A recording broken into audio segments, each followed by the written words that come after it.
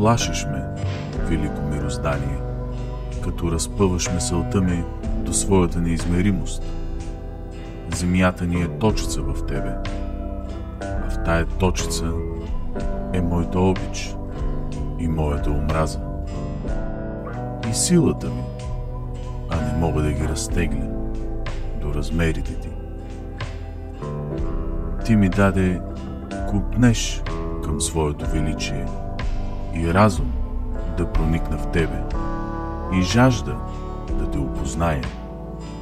А идва ден и трябва да изчезне и да ти върна всичко. Гледам изгрева и залеза, поглъщам вечността ти и чакам своя край, непримиримо.